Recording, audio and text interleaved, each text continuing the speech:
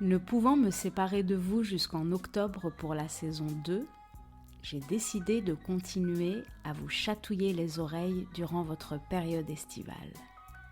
Effectivement, nous continuerons à nous retrouver chaque mardi cette fois, mais je serai seule derrière le micro et je vous narrerai des textes, des histoires de différentes personnes qui ont bien voulu prêter leur plume au micro de Meshaou.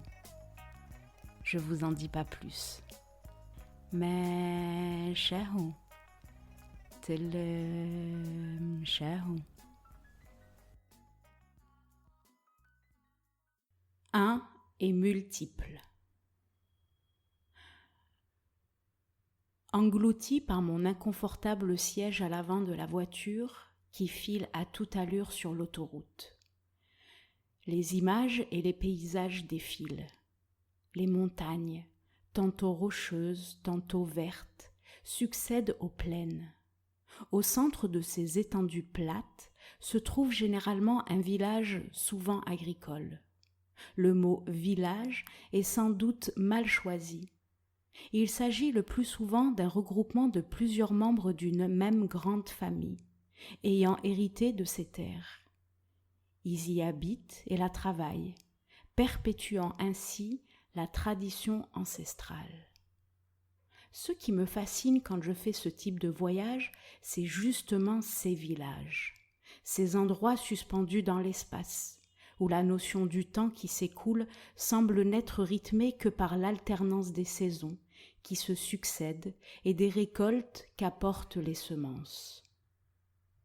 Les habitants de ces villages que l'on voit affairés à leurs tâches semblent si proches physiquement de nous, mais en même temps tellement éloignés de nous, les usagers de la route.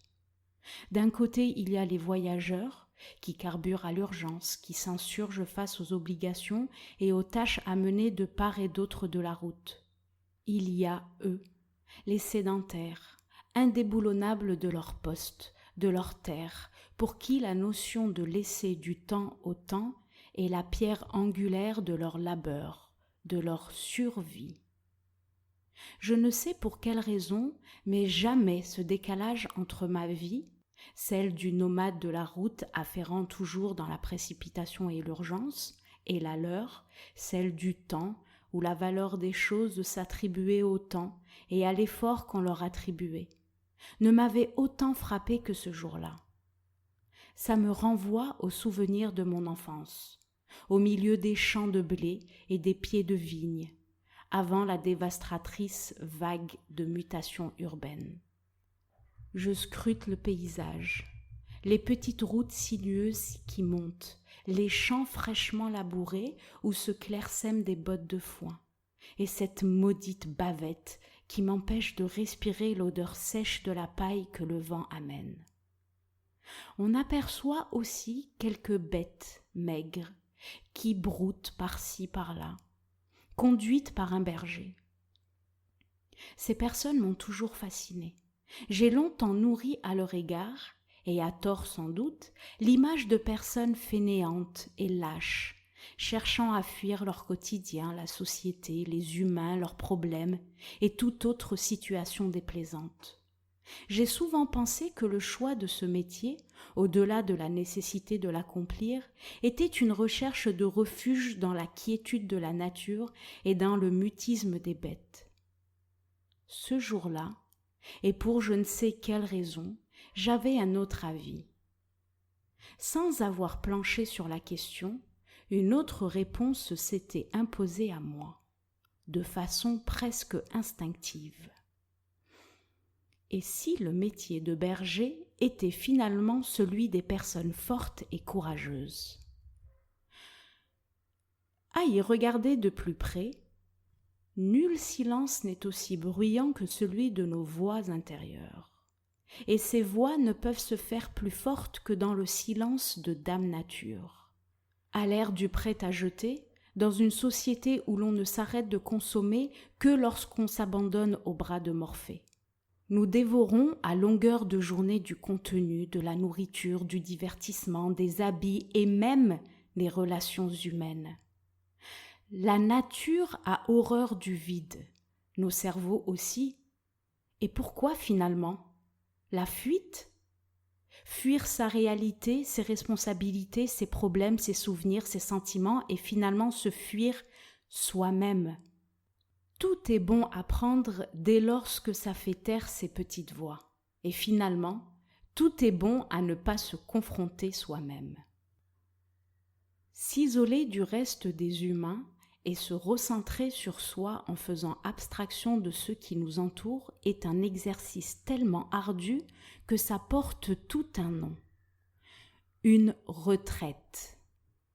C'est même souvent une activité réservée aux moines ou à des personnes en quête de leur chemin spirituel, afin de n'en faire plus qu'un avec soi-même.